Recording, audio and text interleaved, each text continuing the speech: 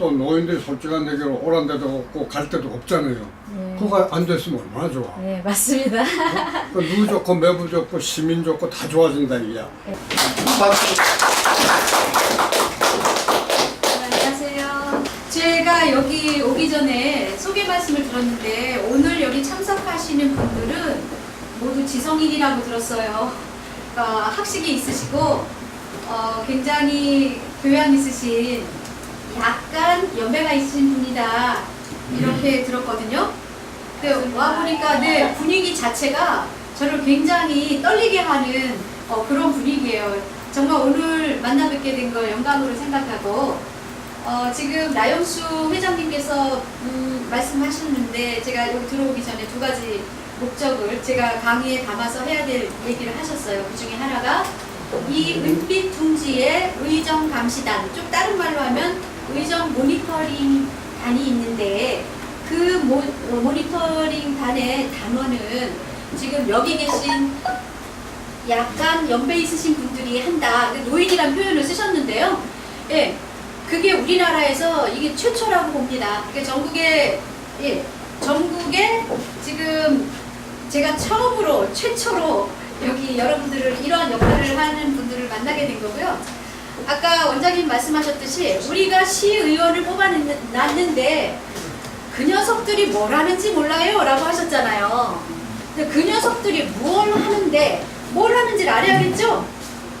그러니까 우리가 어떻게 해야 된다를 알기 때문에 그들이 무슨 일을 하는 건지 우리가 이해가 있어야 우리 할 일이 나오겠지요. 그래서 오늘 저는 그들이 무슨 일을 해야 되고 시민은 어떻게 봐야 되는가 그것에 대한 얘기를 하려고 합니다. 그래서 저는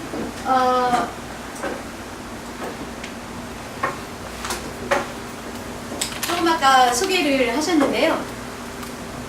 여기 보면 제가 오산시장 후보했죠. 그리고 여기 보면 시의회 부의장도 했죠. 그러니까 의회에 가면은 의원들이 있죠. 거긴 의장이 있잖아요. 반장처럼. 의장이 있고 부의장이 있는데 제가 부의장을 했었고요. 그리고 의정 활동을 하다 보니까 정책의 아이디어가 제가 많았어요.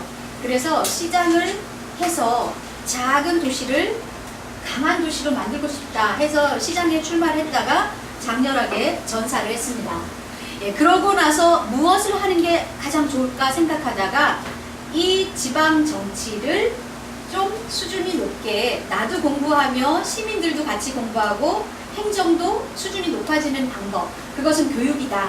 그래서 제가 행정을 공부하게 돼서요. 지금은 지방의원과 공무원들에게 이 행정에 관한 강의를 하고 있습니다. 그 이전에는 뭐 했냐면요. 대통령 통역했다고 하면은 통역했으니까 어학을 했겠죠. 그래서 제가 할 수 있는 언어는 영어와 인도네시아어고요. 선병규 회장님과는 인도네시아어를 하다가 만났어요. 예, 정확하게 말하면 말레이어 통역을 하다가 만났어요. 예, 인도네시아어는 말레이어랑 어원이 같기 때문에 하나를 하면 두 개가 다 의사소통을 할 수가 있거든요.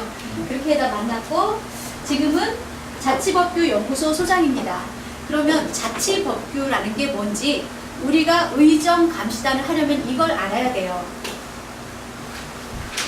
여러분, 우리가 법 그러면 제일 위에 뭐가 있어요? 헌법이 있죠. 그 헌법 밑에 법령이 있어요. 그 법령 밑에 안산시가 가진 지방법이 있어요. 그것을 조례라고 해요. 안산시 조례. 그 조례도 법입니다. 하위 법인데 그 법에 모든 걸 다 담을 수가 없으니까 자세한 건 시행 규칙에 담아요. 그래서 그 조례와 시행 규칙을 합쳐서 우리가 자치법규라고 하는 거예요. 그래서 의원은 뭘 하는 게 의원이냐면요. 행정을 감시하는 게 의원이죠. 네, 견제하는 게 의원이죠. 그러면 행정은 뭔가요? 행정은 나의 살림을 어떻게 하는 거예요? 입법 목적에 부합하도록 강력하게 수행하는 수단이나 자격이 바로 행정이란 말이에요. 그런데 입법 목적이라는 말이 나왔잖아요. 입법 목적에 부합하도록, 그러니까 법을 알아야 되는 거예요. 법령과 조례를 모르고는 절대로 의원 생활을 잘할 수가 없어요. 그런데 지금 의원님들의 문제가 있다면 법령과 조례를 잘 모른다는 거예요. 그래서 어떻게 모르냐고 라고 따지신다면 제가 안산시 조례를 가지고 잘 모르시기 때문에 이렇게 통과시켜 주셨잖아요 라는 거를 지적해 드리겠어요. 예, 그래서 오늘 제가 하는 강의는요, 뭐 어르신들 누구나 다 이해할 수 있고, 그러니까 젊은이나 어르신 할 수 있는 그런 강의를 제가 하도록 하겠습니다. 예, 안 되나 보네요. 예, 그냥 불러가면서 할게요. 오늘 제 강의의 구성은 우리가 이 지방자치, 안산시의 정치, 예, 지방자치가 어떻게 가야 하나, 그 다음에 우리 시민이 주역이 되는 지방자치는 어떻게 가야 하나, 그리고 안산시의 조례로 보는 안산시의 행정을 보겠습니다. 그걸 보면은 의원님들이 어떻게 하고 있는지도 보이겠죠? 그래서 지금 이 의정 모니터링단이 의원을 잘한다 못한다 라고 평가를 하기 위해서는 우리가 아는 게 있어야 돼요. 그걸 모르면 우리는 인사 잘하는 사람에게만 표를 줄 수밖에 없어요. 그렇죠? 그래서 저는 오늘 제 강의의 목표는 의원들이 할 일이 너무 많은데 의원은 공부하고 발로 뛰면 봉사하는 사람이에요. 그런데 공부를 안 하는데 인사만 잘하는 사람에게 표를 주면 안 된다는 말을 하려고 합니다. 근데 의원님들은 눈에 띄는 건 밖에 나가서 여러분하고 악수하고 눈 맞춤하는 게 더 활동을 많이 하는 것처럼 보이잖아요. 그러니까 모든 행사를 쫓아다니는데 바쁘단 말이에요. 뒤에서 공부하는 것도 중요하죠. 그런데 그걸 여러분들이 알아주지 않으면 누가 그걸 하겠습니까? 그걸 알아달라는 거예요. 그래야 행정이 발전합니다. 자, 의원은 어떤 사람이 의원이 되냐? 제 생각에 제가 의원도 해봤지만 그래서 공무원들도 많이 알고 의원들도 많이 알죠. 그런데 의원은 특별한 사람이 돼요. 여러분들이 아무나 뽑지 않았어요. 그리고 의원은 자기가 뭘 모르더라도 누가 잘하고 못하는 건 기가 막히게 아는 사람들이에요. 의원들은 순발력이 있어요. 그러니까 의원은 보통 사람이 하는 건 아니에요. 우리 보고 의원하라면 그거 잘 못합니다. 정치는 특별한 사람이 하는 거예요. 그런데 어떤 사람이 의원이 되냐? 특별한 사람인데 공부하고 봉사하고 잘 듣는 사람이 해야 잘한다 이거죠. 의원은 누구나 될 수 있어요. 예. 그런데 이걸 해야 잘하는 사람이다. 그러면 여러분, 의원은 공무원입니까? 아닙니까? 아니에요? 아니라고 말씀하셨어요. 또 의원은 공무원이다라고 생각하시는 분도 있어요? 결정직이. 예, 의원은 공무원 맞아요. 어디에 속하냐 하면 여기 이렇게 공무원의 종류는 국가공무원과 지방공무원이 있는데 또 경력직 공무원, 일반직 공무원, 특수경력직 공무원, 정부직 공무원 이런 게 있어요. 그런데 선거로 뽑힌 정부직 공무원에 해당하는 것이 의원이에요. 그러니까 의원도 공무원이다.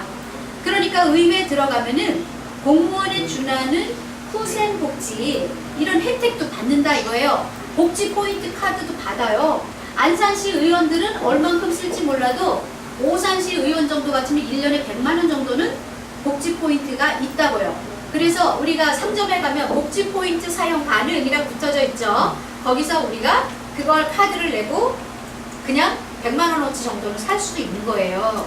예, 그래서 의원은 공무원이라는 것을 여러분이 알아야 됩니다.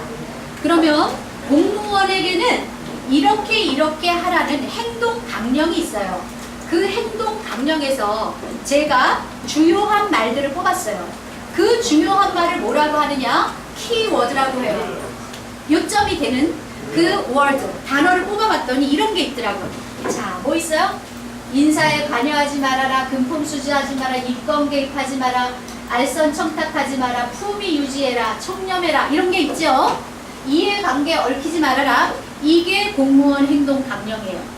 그러면 안산시 의원은 뭐냐? 지방의원이죠? 예, 지방의원 행동 강령이 있어요. 자, 뭐라고 돼 있어요? 인사청탁하지 마라, 금품수수하지 마라. 비슷하네요. 그쵸? 또 영리행위 하지 마라, 금전거래 하지 마라. 다 비슷한데 특별히 뭐가 들어가 있어요? 성희롱 하지 마라가 들어가 있어요.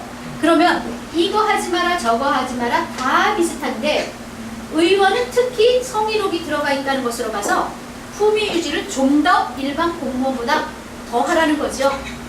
예, 이게 공무원 행동 강령보다 행동 강령과 조금 다른 점입니다. 또 여러분 김영란법 아시죠? 부정청탁법, 부정청탁 금지법이죠. 청탁 금지법. 이 일명 김영란법의 키워드를 보면 이래요. 자, 부패 척결해라, 투명성, 범죄 예방, 전 국민이 대상이다, 특권의식 갖지 마라 다 해놓고 여기에 형사처벌이라는 게 달라요. 그러니까 김영란법은 무서운 법이에요. 이거 잘못하면 형사처벌한다 라는 법이에요. 그런데 키워드가 조금 아까 했던 공무원 행동강령, 지방의원 행동강령 그거랑 어때요? 비슷하죠? 그러니까 다 비슷한 거예요. 본질은 다 비슷한 거예요. 그러면 여러분 우리가 본질을 잘 공부하면 나머지는 쉬워져요. 오늘 제가 말씀드릴 내용이 쉽지 않을 수도 있지만 오늘 이런 내용이구나 이걸 듣고 그 다음에 한 번 더 듣고 그 다음 한 번 더 듣고 이래서 본질을 익히게 되면 나머지는 쉬워진다는 거예요. 자, 그러면 지방의원 행동강령 볼게요. 지방의원 행동강령의 90%가 김영란법이랑 똑같아요. 거의 똑같아요. 과태료와 형사처벌이 신설되었을 뿐이에요. 그러면 여러분 여기서 질문 던져드릴게요. 제가 의원이요. 이거는 제 얘기예요. 제가 2010년에 의원이 됐어요. 그런데 이 선거를 하고 투표함이 다 열리기도 전인 오후 5시부터 선물이 들어오기 시작했어요. 그 선물은 뭐냐? 뭐 먹을 거 뭐 이런 게 아니라 난, 화분 이런 게 이제 들어오기 시작했어요. 자, 그래서 어마어마하게 받았어요. 추석이 되고 설날이 되자 제가 선물을 받았겠어요? 안 받았겠어요? 엄청 받았습니다. 예, 그 뭐 관변단체, 뭐 상공회의소, 뭐 어디 굉장히 많이 들어왔어요. 그 다음에 설날에도 굉장히 많이 들어왔어요. 그러면 제가 받은, 그러니까 의원이 받은 그러한 선물은 뇌물일까요? 순수한 선물일까요? 어떻게 생각하세요? 뇌물. 뇌물이에요? 왜요? 순수할 수 없어요? 다 뇌물이라고 생각하세요? 네. 제가 제 경험으로 말씀드릴게요. 이건 뇌물인지 선물인지 다를 수 있어요. 그런데 제 경험으로는 100% 뇌물이에요. 왜냐하면 제가 부의장이라는 자리에 있었을 때 예산을 잘 봐주세요 라고 하고 어떤 공무원이 포도 한 상자를 가지고 왔어요. 그러면 제가 부의장을 끝내고 나서 의원이라는 직을 내려놓고 나서 그 선물은 어디로 가요? 다시 그 직위에 있는 사람에게 가겠죠. 저한테는 아무것도 안 옵니다. 제가 의원을 그만두고 났을 때 저는 정말 거짓말같이 단 한 개의 선물도 안 들어왔어요. 그 많던 선물이. 그건 뭘 의미해요? 제가 인생을 잘못 산 게 아니라 그분들이 줬던 선물은 나의 직위를 보고 준 거지 나라는 인가를 보고 준 게 아니다라는 거죠. 그러니까 의원이 이거 받아야 되겠어요? 안 받아야겠어요? 받으면 안 돼요. 그리고 원칙적으로는 의원이 집행부 공무원과 밥 한 끼라도 먹으면 견제가 안 돼요. 밥도 같이 먹었는데 예산 봐달라고 그랬는데 그거 안 봐줄 수 있어요? 그런데 안산시건 오산시건 지역사회에서 한 다리만 건너면 다 형동생인데 그것도 밥 안 먹기도 또 쉽지 않죠? 그럼 어떻게 해야 돼요? 그 다음은 자신의 철학과 가치관이죠. 내가 이렇게 깐깐하게 행정을 감시해서 공무원들은 나한테 빡빡하다고 할지 몰라도 안산 시민이 알아주고 나를 더 뽑아준다. 그러면 난 그쪽으로 가겠다. 이렇게 생각하는 사람은 공무원이라 쉽게 밥 안 먹겠죠. 그건 자기 정치 철학이에요. 자, 그러면 김영란법이라는 것은 제가 지금 밥을 얘기했는데 밥 같이 먹어도 돼요. 근데 다만 뭐냐? 자기가 먹은 건 자기가 내라는 게 김영란법이에요. 그래서 일명 더치페이법이에요. 100만 원을 먹어도 된다. 네가 먹은 건 네가 내라. 이거라는 거죠. 아시겠죠? 자, 그런데 그 모든 게 의원한테만 해당되는 게 아니라 또는 공무원한테만 해당되는 게 아니라 모든 국민이 대상이라는 거예요. 그러니까 여러분이 안산시의 어떤 위원회에 학부모로서 참석을 하게 됐어요. 그러면 그분은 일반 시민이잖아요. 공무원 아니죠. 공무원 아니에요. 그런데 공무사인이라고 해가지고, 그때 사자는 개인 사자란 말이에요. 공무사인이라고 해가지고 그 사람도 거기 대상이 되는 거예요. 그래서 전 국민이 대상이라는 말이에요. 굉장히 중요한 겁니다. 그러면 여러분, 의원이 뽑혀서 들어간 이유는 집행부를 감시 견제하러 갔어요. 그럼 집행부가 하는 일이 뭐라고 그랬어요? 행정 집행하고 우리 시민의 삶을 좋게 드높이는 일을 하는 게 집행부인데, 그러한 집행부를 견제 감시하는 게 의원이죠. 근데 아까 행정이 뭐라고 그랬어요? 입법 목적에 부합하도록 강력하게 수행하는 수단이나 작용이라고 했죠. 입법 목적이라면 이 법을 만든 이유가 있을 거 아니에요. 그 목적. 그것에 부합해야 된다. 그럼 입법 목적을 알아야 된다는 거 아니에요. 공무원이나 의원이나. 그러니까 법령과 조례를 공부하지 않고 가능한 일이에요? 가능하지 않습니다. 그래서 그 공부를 못하게 되면 의원이 매일 지적하는 건, 안산시 저기 은빛 둥지 옆에 쓰레기 왜 안 치워요? 이 정도 지역적인 것밖에 우리가 지적할 수가 없는 거예요. 그런데 행정이라는 게 뭐예요? 이게 법이잖아요. 다 법. 근데 법은 이 법에 의해서 안산시를 움직여 나가는데, 이 법령과 조례에 맞춰서 올바르게 법이 서 있다면, 조례가 올바르게 서 있다면 똑바로 갈 것이고, 그 조례가 부패하다면 삐뚤어 가겠죠? 그것을 감시해야 되는 게 의원이죠. 그런데 여러분이 그거 모르고 의원 감시가 되겠어요? 안 되죠. 그러니까 오늘 저는 굉장히, 솔직히 말하면 굉장히 질이 높은 강의를 하고 있는 거예요. 의원님들도 이걸 잘 몰라요. 의원님들도. 왜 그러냐면, 저도 의원을 해봤지만 제가 굉장히 부지런한 사람이에요. 4년 동안 저는 의회에서 시켜주는 교육, 그걸 시민의 돈으로 하는 교육이에요.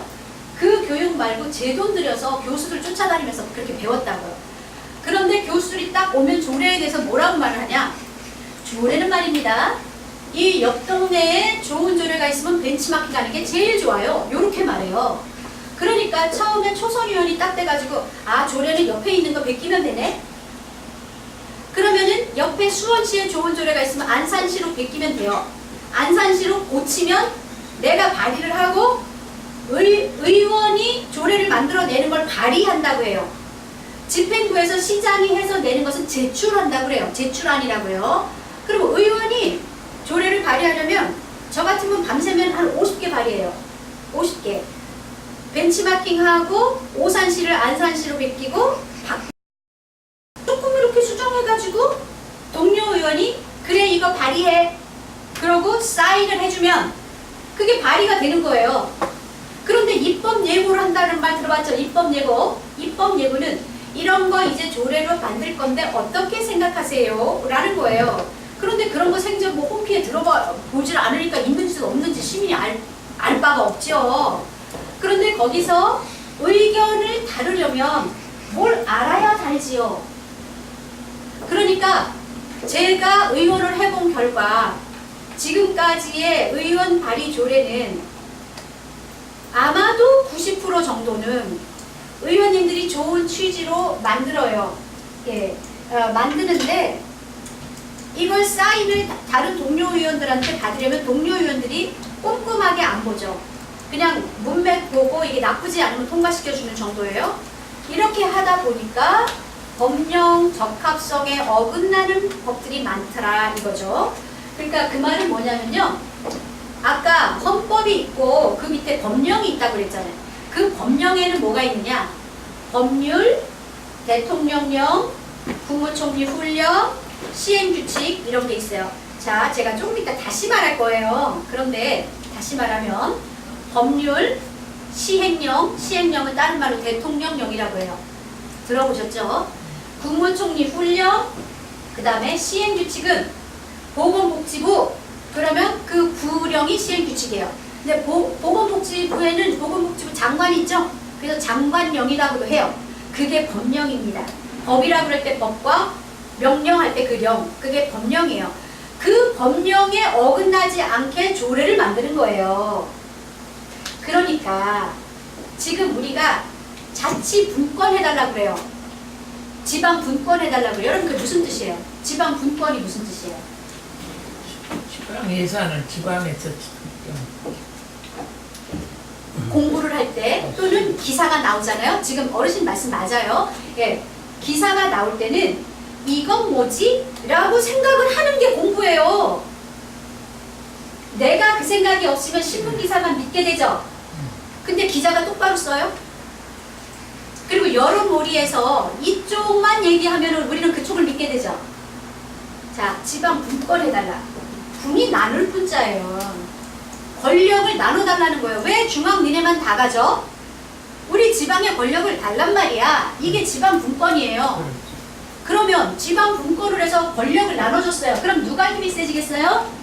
지방 의장이 세지겠어요? 시장이 세지겠어요? 시장 시장이 세지죠. 예, 시장이 날개를 다는 거예요. 한 10배 권한이 세졌어요. 그러면 그 시장의 권한을 감시해야 되는 사람은 누구예요?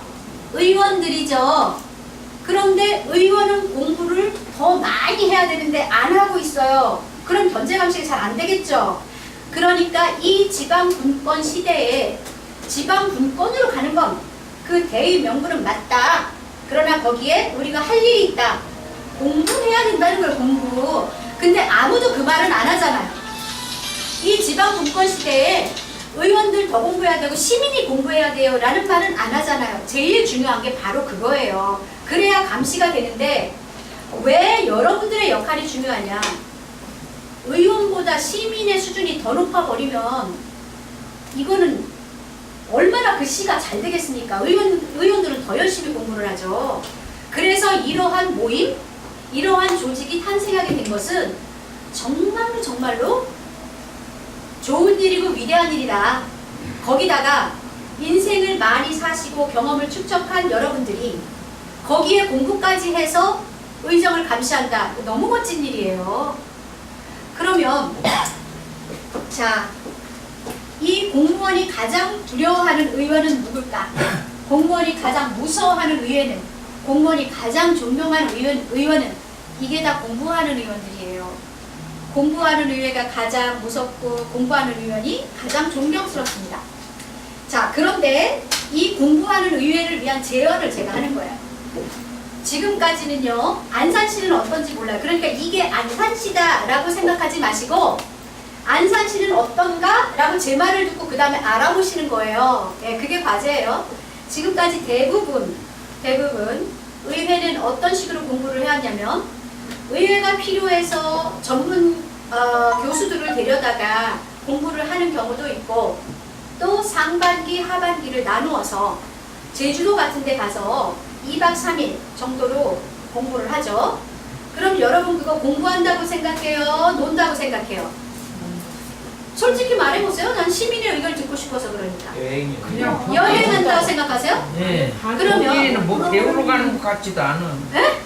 배우러 가는 것 같지도 않고 여행 가는 것 같아. 아, 그러니까 여행 간다고 생각하시는 거 아니에요 지금 다? 아니 반은 하고 반은 하고 반은 아니다. 반은 놀아요. 그러면 해외 연수 가는 건 어떻게 생각하세요? 그것도 똑같죠. 그것도 똑같아. 똑같으면 논다? 놀러 간다. 예. 밀리 자, 닦아. 그러면 제가 제 경험상 말씀드릴게요. 상반기, 하반기 연수를 제주도로 가면 보통 2박 3일 가죠. 그럼 안산시 의원이 몇 명이에요? 20몇 명이에요? 그럼 거기에 직원까지 쫓아가죠? 그럼 한 30명 간다 칩시다. 21명. 예, 그러면은 21명이요? 그럼 한 30명 간다고 쳐요. 그러면 그 30명이 가는데 1인당 경비가 얼마가 들까? 1인당 경비가 뭐 7, 80만 원 든다고 칩시다. 저도 몰라요. 예, 예를 들어 80만 원 든다고 칩시다. 그러면 38이 24인가요? 그럼 2,400만 원이죠. 그러면 2박 3일 제주도를 갔어요. 그러면 거기 와가지고 저 같은 강사가 가서 첫날 3시간 정도 강의하고 마지막 날 3시간 정도 강의하면 6시간 공부하죠. 그 강사한테 가는 돈은 100만 원이 안 돼요. 그러니까 둘이 합쳐서 200이 안 되죠. 그러면 그냥 예산으로만 따져볼게요. 예산으로만. 그러면 만약에 2,500이 들었다. 2,500에서 교육에 든 돈은 200이 안 되는 거죠. 나머지는 의원이 화합 차원에서 뭔가를 한 거예요. 이게 나쁜 게 아니에요, 여러분. 의원도 화합을 해야 돼요. 의회가 화합이 돼야지. 의장을 중심으로 뭉쳐야 뭘 좀 할 거 아닙니까? 다 뿔뿔이 흩어진 걸 뭐라 그래요? 개판이라고 하잖아요. 그냥 개판 치고 식물의회 되고 그러면 일이 안 되잖아요. 그러니까 그런 연수도 필요하다. 그러나 공무원들은 20년, 30년을 한 사람들이죠.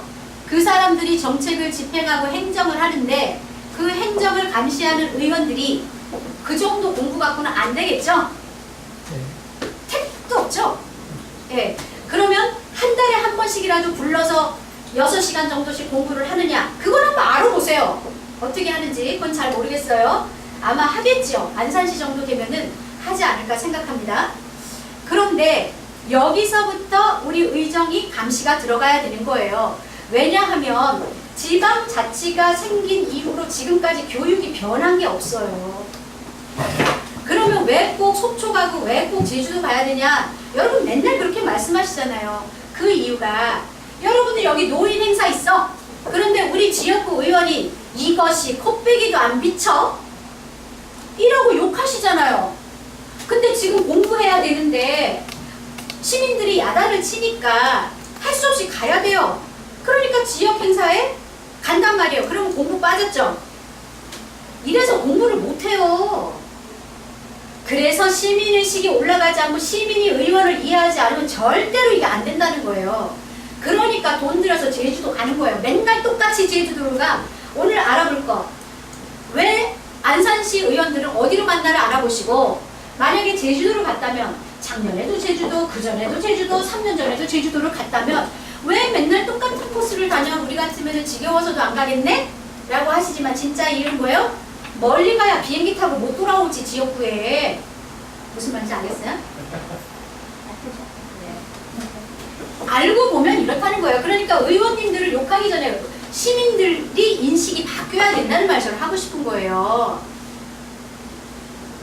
너무너무 중요한 겁니다. 시민들이 알지는 못하고 시의원들이 얼마나 중요한 일을 하는지 알지는 못하고 무시부터 하시잖아요. 뒤에 가면은 시의원 뭐하고 그까짓 게 뭐 이러고 이러면 안 된다는 거. 시의원이 얼마나 중요한 일을 하는지 여러분이 알고 나면 진짜 놀라실 겁니다.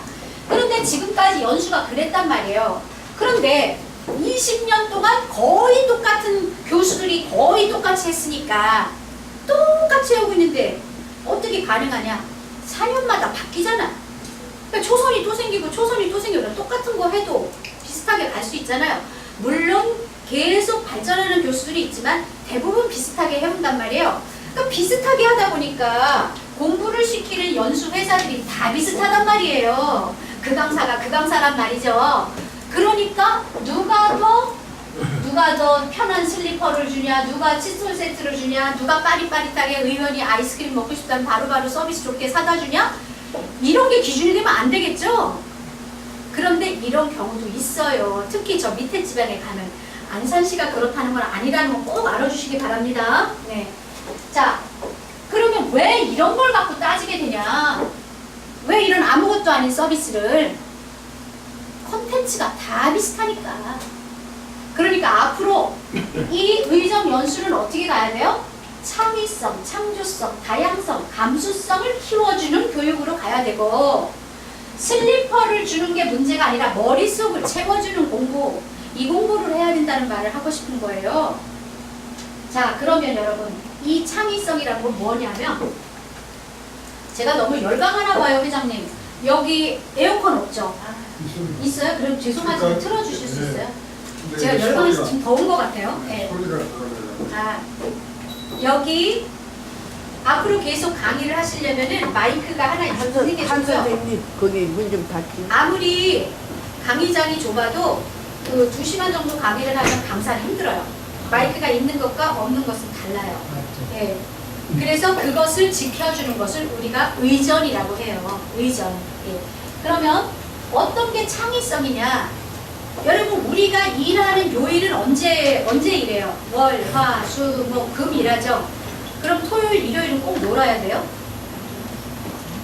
아니 의원님들 공부하자고 그러면 의사 일정이 꽉 차서 못하겠다고 하신단 말이에요? 그러면 1년이 365일인데 회기가 80일이 안 되는 회기다. 그러면 나머지는 다 공부할 수 있는 거예요. 그러면 토요일도 공부하고 일요일도 공부한다고 생각하면 안 될까요? 토요일은 날이 아니야? 라고 생각하는 것을 저는 창의성이라고 보는 거예요. 그런 창의성이 있어야 공부를 할 수가 있어요. 그러면 이제 모르면 물어야 돼요. 여러분이나 의원들이나 모르면 물어야 되는데 초선 의원 때 안 돼. 재선이 되면 더 못 물어봐요. 그때는. 아니 초선 4년 동안에 뭐 하고 재선에 그걸 물어봐? 이런 못 물어보죠. 3선은 더 못 물어보겠죠. 여러분도 마찬가지예요. 여러분이 의정을 감시할 때 모르는 단어가 나오면 찾아봐야 되는 거예요. 예를 들면 이번에 의정 모니터링을 하는데 안산시에 부의 안건이 몇 개가 올라왔다. 그러면 부의 안건이 뭐냐 이거지. 부의는 뭔가 올린 거잖아. 부의한 거예요. 영어로 하면 presentation for discussion. 그 안건을 가지고 토론을 하게 되죠. 이 부의 안건이에요. 안건을 가지고 토론하게 되죠. 그러면 축조심의를 한다고 그래요. 조례가 올라오면은 축조심의에 들어갔다. 이 축자는 뭐냐? 쫓을 축자예요. 그러면 이 조는 뭐예요? 조문, 조항할 때 조죠? 그러니까 그 조문을 쫓아가면서 자세하게 본다라는 거예요. 이게 축조심의예요. 그럼 교부금이 뭐예요 또? 뭐 교부금이 내려왔네, 조정교부금이 있네. 그럼 교부는 그랜트. 이게 나눠준다는 뜻이에요. 그러니까 이러한 단어가 나오면 우리가 하나씩 풀어나가는 거. 이게 시민으로서 실력을 늘리는 거죠. 그럼 여러분 이거 보세요. 공부를 하다 보면요. 공부를 하는 사람은 계속 공부를 해. 공부를 안 하는 사람은 뭐 다 아는 것 같아. 공부를 안 해. 이상하죠? 아는 사람이 더 공부해요. 그 이유는 뭐냐면 여러분 이걸 보세요. 여기가 우리가 모르는 지식의 바다. 이게 우리 지식의 바다라면 다 몰라요. 그런데 어떤 사람은 B만큼 알고 있어요. 그러면 B만큼 아는 요 테두리는 이 모르는 것 중에 테두리가 요만큼이죠. 이 B라는 사람은 자기가 요만큼 모른다고 생각하는 거예요. 그런데 A는요. A는 이만큼 알고 있죠. 그러면 이 지식의 바다에서 자기가 아는 것과 모르는 것의 경계가 이만큼이죠. A는 더 많이 알고 있음에도 불구하고 나는 더 모른다고 생각하는 거예요. 그래서 공부를 하는 사람은 계속 공부하고 책 읽는 사람은 계속 책을 읽는데 공부를 안 하면 모르는 게 없어. 그냥 의원도 똑같아요. 공부를 안 하면 세상에 의원만큼 편한 직업이 없는 거야. 공부를 하자면 너무너무 어려운 게 의원이다. 제가 해봐서 알아요. 요만큼, 이 사람은 요만큼만 모른다고 생각해. A는 이만큼 모른다고 생각하니까 더 열심히 한다 이거죠. 자, 그러면 우리 생활 속에 질문을 던져가면서 우리의 정신적 공간을 만드는 일은 어떻게 해야 되는지 한번 볼게요. 공부가 뭐냐 하면 여러분, 공부는 우리 어르신들, 며느리, 사위 이런 사람들 공부를 잘못 생각해가지고 공부가 성적을 높이는 게, 문제집을 푸는 게 공부인 줄 알아가지고 맨날 손자들 문제집 풀려요. 그죠? 근데 문제집 풀리면 공부를 점점 못하게 돼요. 왜? 첫 번째, 문제는 내가 낸 게 아니야. 상상력이 필요가 없어. 4개 중에 1개를 골라. 상상력이 필요가 없어요. 그러니까 문제를 계속 풀면은 진짜 머리가 좋은 애는 올백을 못 맞아요. 근데 문제를 푸는 애들은 문제에 휘둘려서 올백을 맞을 수도 있어. 그러나 올백을 계속 맞는 애는 문제에 휘둘린 애들이지, 머리가 진짜 좋은 애들은 이렇게 생각하면 이것도 답이요, 저렇게 생각하면 저것도 답인데 어떻게 100점이 나오냐고. 그래서 공부는 문제를 풀고 점수를 올리는 게 아니라 내가 내 생각의 근육을 단단하게 하고 나중에 지식이 들어오면은 받아들일 그릇을 크게 만드는 과정이에요.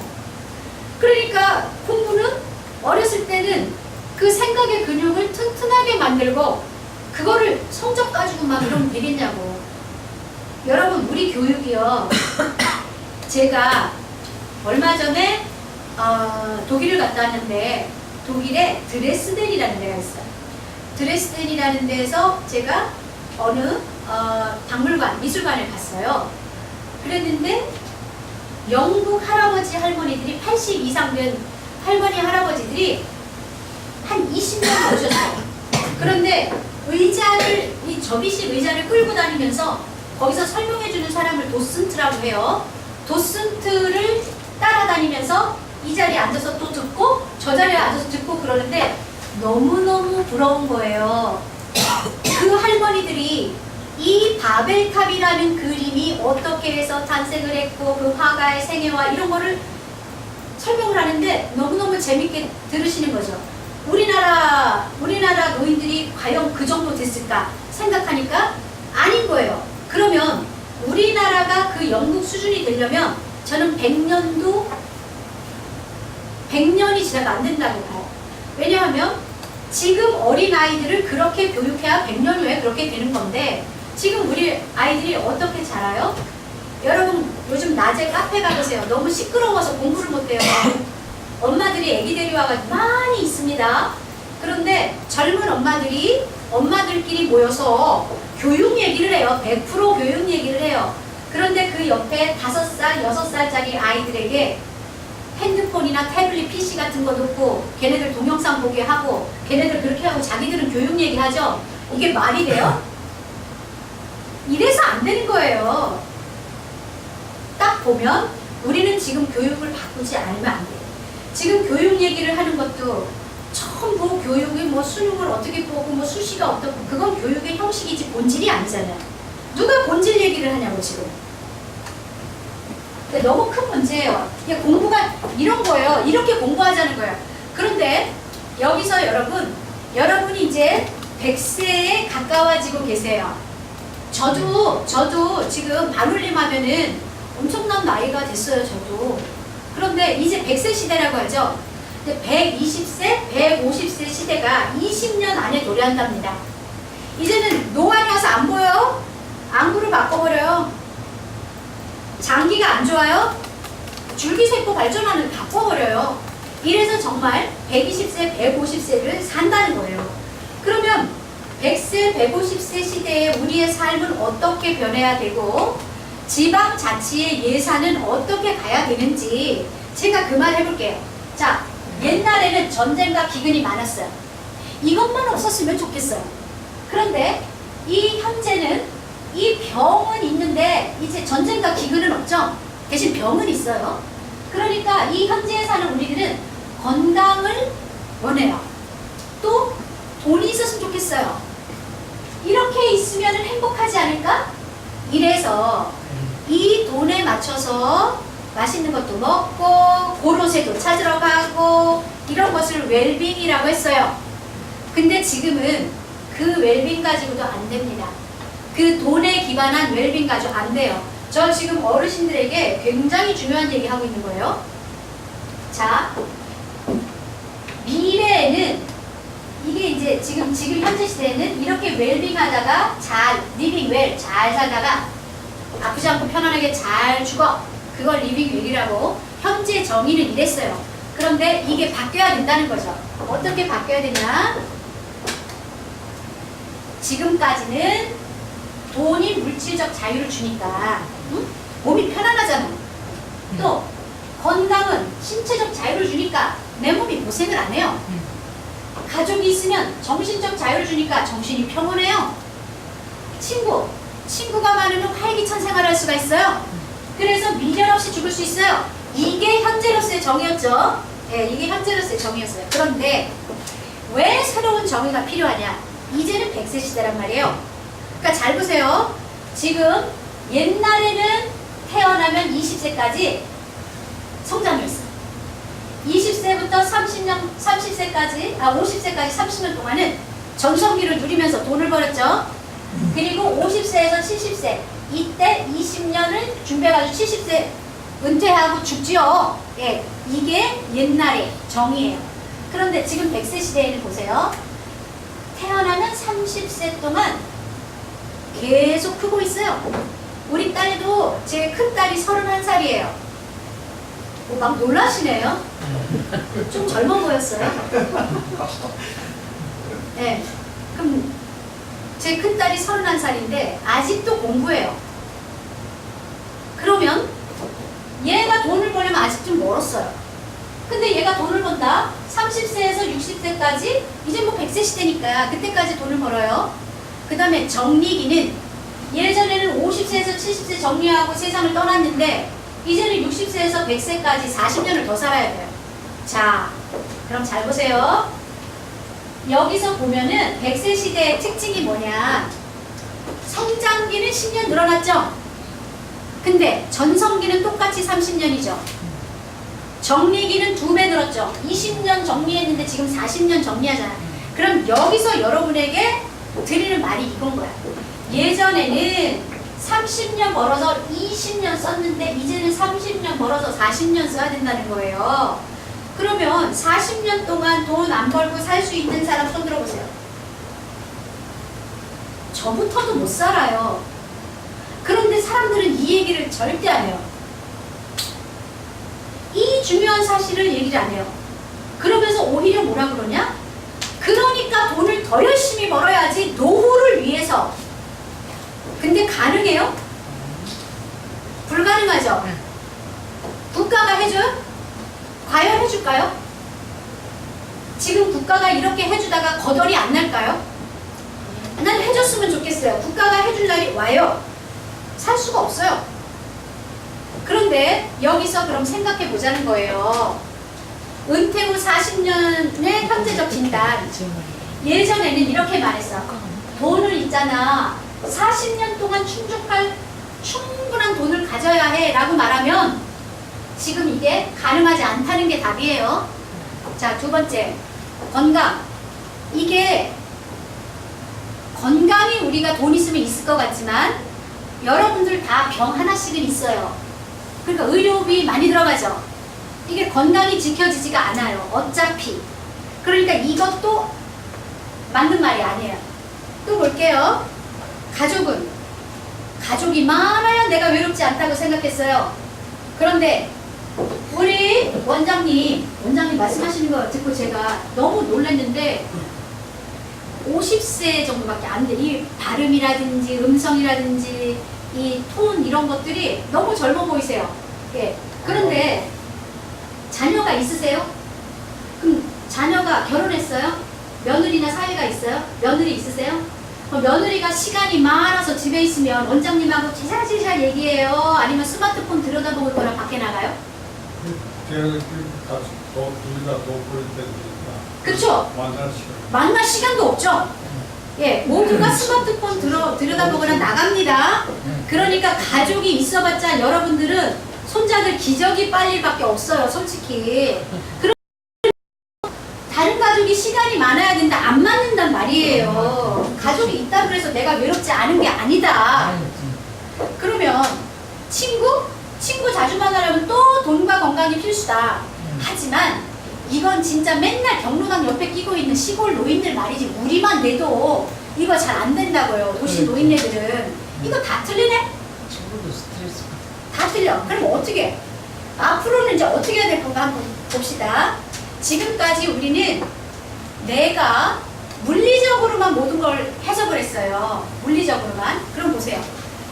내가 눈이 있는데 내 눈으로 본다고 생각했어요. 그러나 내 눈으로 보는 것은 내가 아니죠. 남을 보는 거예요. 내 귀로 듣는다고 생각했는데 내 귀가 듣는 건 내 목소리가 아니야. 내가 다른 거 듣는 거예요.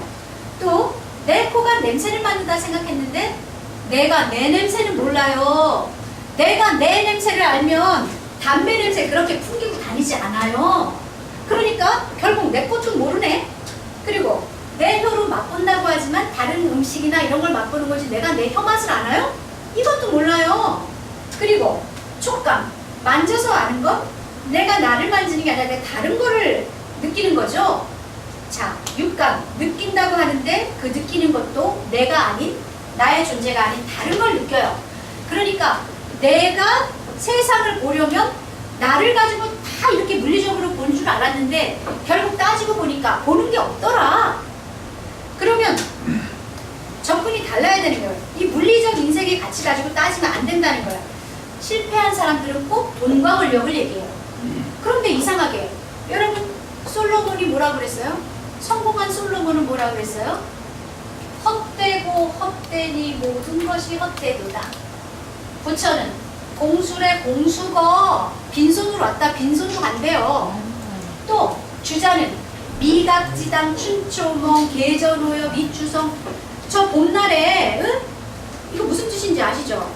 저 꽃이 다 피고 지지도 않았는데 벌써 오동잎 떨어지고 이거 계절의 무상함, 세월의 무상함을 얘기하고 있어요. 성공한 사람들은 전부 저렇게 뭐가 무상하다고 얘기를 해요. 실패한 사람들은 돈하고 권력만 찾고. 그래서 나는 물리적으로 존재하는가 한번 생각해 볼게요. 호랑이가 가죽을 남기고 사람은 이름을 남긴대요. 자, 지구가 아니라 이 우주의 나이가 얼마인가 볼까요? 우주의 나이 146억 년. 호랑이가 몇 년 가죽이 남아있을까요? 사람은 몇 년 이름이 갈까요? 여러분 유명한 사람 내보세요. 아는 사람, 유명한 사람, 오래전에 살다 간 사람 누구 되고 싶으세요? 이순신? 임진왜란 1592년에 이런 몇백 년 되지도 않았어요. 세종대왕? 세종대왕이라고 말하고 싶지만 조선은 1392년에 건국됐어요. 몇백 년 안 됐어요. 그리고 세종대왕 해봤자 한국에서는 알아주지 미국에서는 알지도 못해요. 그러니까 어차피 인간은 좁은 테두리 안에서 몇 년 못 가는 게 인간이에요. 물리적으로 나를 증명할 수가 없는 거예요. 그럼 나는 어디 존재하는가? 데카르트가 뭐라고 그랬냐? 데카르트가 나는 생각한다, 고로 존재한다고 그랬어요. 이 말은 뭐냐면 여러분, 나는 생각한다, 고로 존재한다 무슨 말이냐? 아니 나는 어디 존재하지? 데카르트가 그렇게 생각한다. 나는 어디 존재하지? 근데 생각을 해보니까 아니 만약에 바람은 만져지지 않는데 그럼 바람은 없는 거야? 있는 거잖아요. 도대체 나를 어떻게 증명하지? 그래서 그때 데카르트가 내가 생각하고 있는 이 순간만큼은 내가 존재하고 있구나.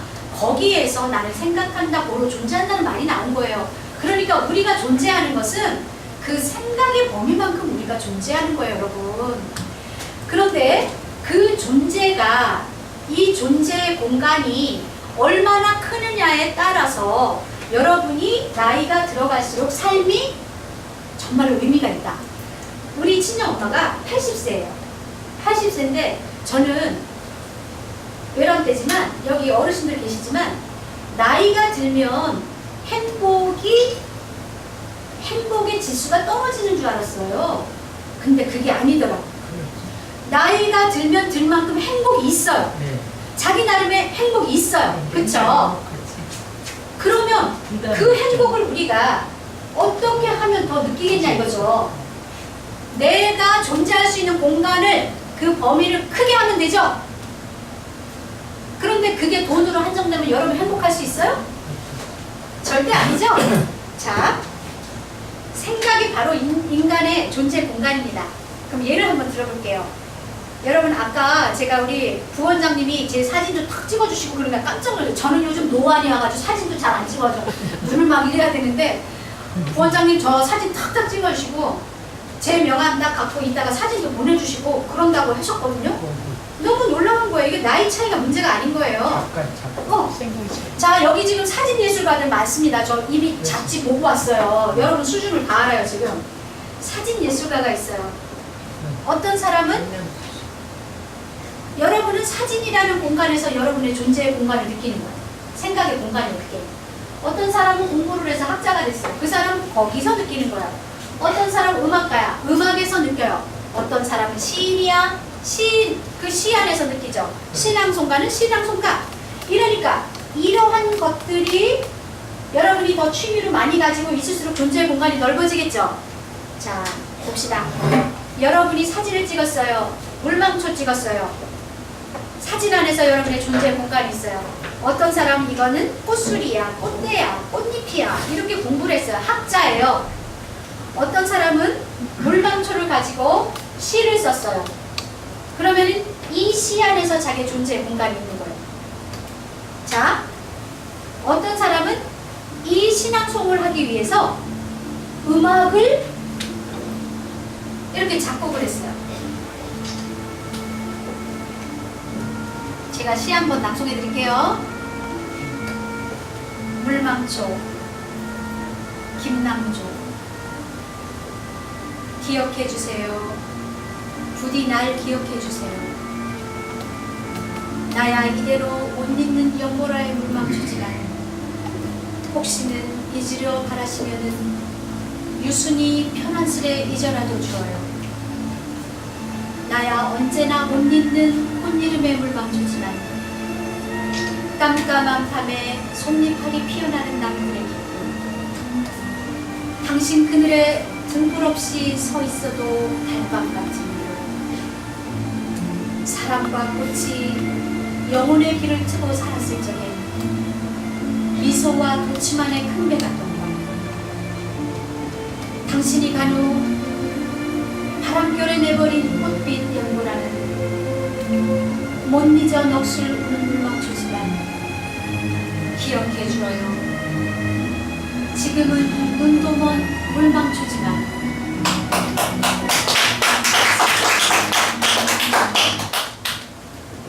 이 사람은 시 낭송을 하면서 그 시 낭송가 안에서 자기 존재의 공간을 느끼는 거예요. 우리 엄마가 시 낭송가예요. 80이 됐는데도 지금 새로운 시를 외워요. 그리고 낭송을 하세요. 그럼 사람들은 노래를 하는데 우리 엄마는 시를 낭송하세요. 인기 짱이죠. 그런데 여러분, 제가 틈새 시장을 발견했어요. 뭐냐? 여러분같이 학식이 높고 교양이 있는 어르신들이 들을 강의가 없다는 거. 그게 없어요. 그런데 시는 그걸 절감을 못하는 거예요, 회장님. 그러니까 여러분들이 지방자치 예산이 그리 가도록 해야 되는 거예요. 이 존재의 공간을 넓히는 이게 다 뭐예요? 시낭송가, 시, 음악, 학자, 또 뭐 사진, 이게 다 뭐예요? 인문학이잖아요. 인문학이 바탕이 되지 않으면 안 되는 이유가 바로 여기 있는 거예요. 그런데 인문학을 우리가 말로만 떠들지 인문학 중요시 안 해요. 이게 지금 2050년 UN 보고서에 의하면 65세 이상이 2050년에 37%예요. 진짜 고령화 사회가 되는 거예요. 여러분들은 고령도 아니에요. 요즘 70세 할아버지가 아니잖아. 70세 할아버지가 요즘 경로당에 가면 그 집에서 밥 달라 그러지 말고 경로당에 가라고 할머니가 그러면 할아버지들이 다 그러신대요. 싫어. 형들이 심부름 시켜. 이러고 안 가신다는 거예요. 그 정도로 요즘은 70은 청년이라고요. 그런데 이때 우리가 70 이상이 돼서 80, 90 되면 이제 점점 힘이 빠지겠죠. 그러면 그때는 생산적인 일을 할 수가 없으니 정신적인 일을 해야 되는 거예요. 그러면 필요한 돈도 만약에 제가 커피 한 잔과 책 한 권만 있어도 행복해요. 그러면 그게 저에게 필요한 돈이에요. 그런데 어떤 사람은 늘 중부 CC에 가서 골프를 치고 좋은 음식을 먹어야 돼요. 그 사람이 필요한 돈이죠. 그러니까 남하고 비교할 필요 없이 내가 젊었을 때 시를 읽고 사진을 찍고 이러한 일을 해놓는 과정이 그렇게 잘 사는 게 바로 이게 젊었을 때 물질을 해결해 놓아야 하듯 젊었을 때 정신을 해결해 놓는 게 리빙 웰이고 그렇게 한 다음에 죽을 때 추상적으로 잘 죽는 게 다잉 웰이다. 이렇게 바뀌어야 되는 거예요. 그런데 이게 젊었을 때 우리는 물질만 해결해 놓으라고 해서 계속 돈 벌으라고 그랬어요. 자산을 얼마를 축적해야 되고 뭐 100세까지 살려면 최소한 몇십억이 있어야 되고 이거는 그들이 하는 말이고 내가 40인치 TV를 가지고 있었는데 옆집에서 갑자기 60인치 TV를 가시면 나 40인치 가지고 굉장히 만족했는데 기분이 굉장히 나빠지죠? 60인치 보고 행복은 상대적이죠? 그래서 남과 비교하지 않는 게 실력이에요, 여러분. 남과 비교하지 않고 내 삶의 행복을 가지고 가는 게 바로 내공이에요. 왜 남하고 비교해요? 나는 난데? 그러니까 누구는 이쁘다, 누구는 못생겼다 이런 말 할 필요가 없는 이 세상에 나는 나죠. 그러니까 모두가 다를 뿐이지, 그쵸? 모두가 다를 뿐이지 좋고 나쁜 건 없다. 그래서 이렇게 가야 되는데 이제 지금 제가 말씀드린 것에 기반해서 친구란 개념도 이제는 바로 옆에 이런 친구만이 친구가 아니라 성현들과 고전을 포함하는 게 친구고, 가족도 옆에 있어도 며느리 나랑 말도 안 하는데 나하고 말이 통하면 친구야. 세상의 모든 사람이 친구고, 돈은 내게 필요한 돈은 정해진 게 없다. 그건 남이 정한 거죠. 내가 지금 여기 나와서 여러분이 컴퓨터 배우고 여기서 즐겁게 식사 한 끼 하고 밖에 나가서 내가 커피 한 잔 사고 이게 필요한 돈이냐, 이게 필요한 돈이냐라는 거예요. 건강도 마찬가지입니다. 늙으면 당연히 아픈 게 당연하지. 그걸 안 아프려고 그렇게 한다고 안 아파지는 거 아니죠. 예, 받아들일 건 받아들이고 이러라는 거죠. 자, 그러면 인간이 물리적으로 이렇게 해서 뭐 오래 살고 이런 얘기를 했는데 그런 것은 문제가 아니다 이제는. 그러면 정말 인간이 살아있고 인간이 죽어있고를 판단하는 것은 여러분 이거예요. 나이가 문제가 아니고요. 여러분이 꿈이 사라지잖아요. 그러면 바로 늙어요. 여러분 희망 없잖아요. 늙어요. 여러분 호기심 없잖아요. 호기심 없으면 늙고 죽어요. 오빠가 아기를 낳는데 그게 딸인지 아들인지 궁금하지가 않은 사람이 사람인가요? 여러분 호기심이 없는 사람은 죽은 사람이에요. 여러분이 해외 나가서 휴대폰을 엄청 많이 썼는데 이 데이터 요금이 100만 원 나올 것 같은데 그게 걱정이 안 되면 죽은 목숨이죠. 그런데 이 꿈, 희망, 호기심 이게 바로 삶의 실질적인 조건이다.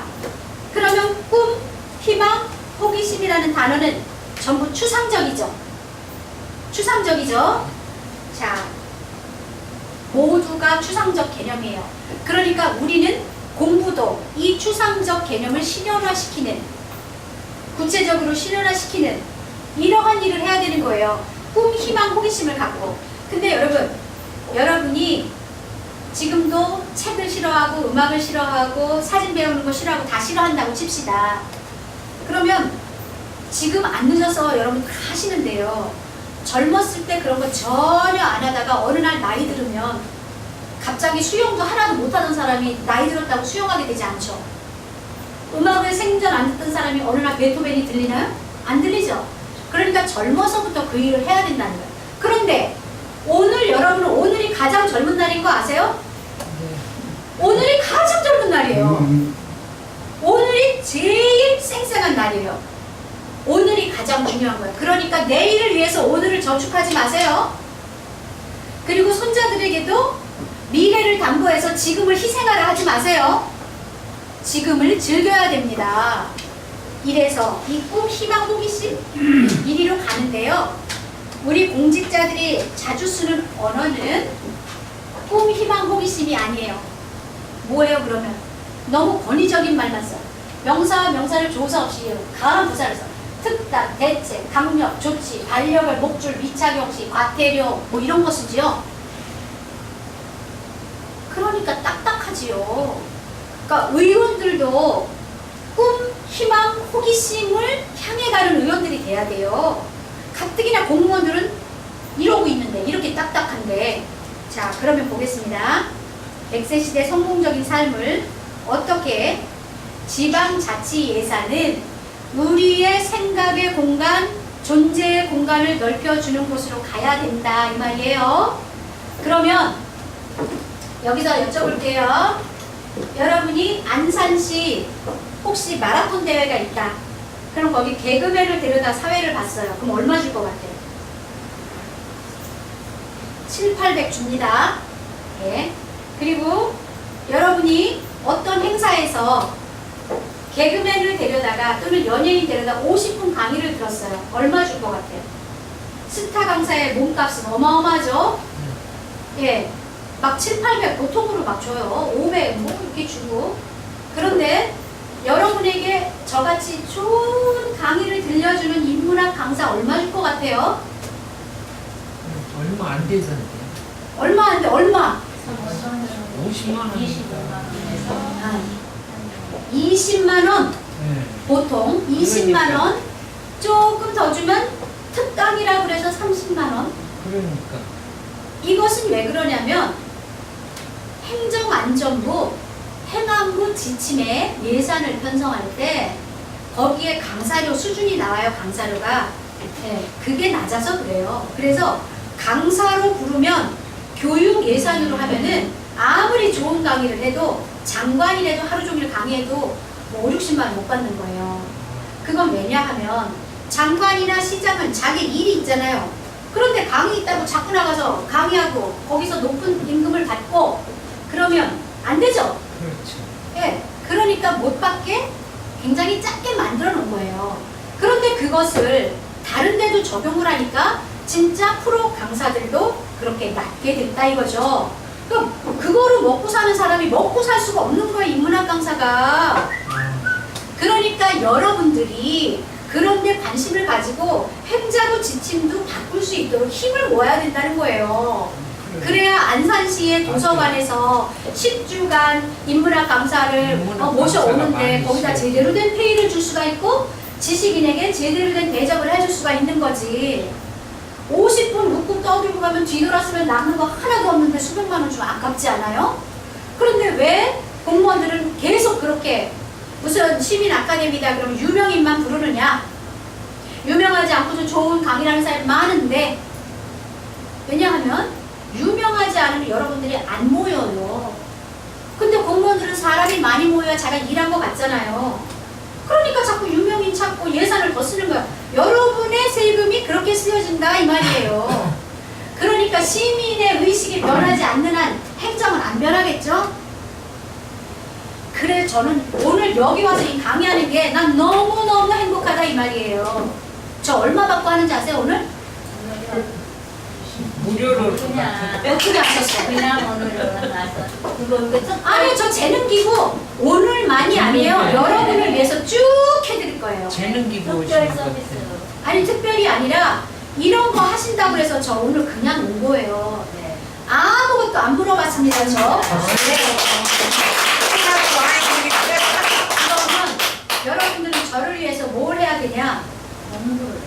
공부를 해야 되는 공부 맞췄어요. 공부를 해야 되는 거예요.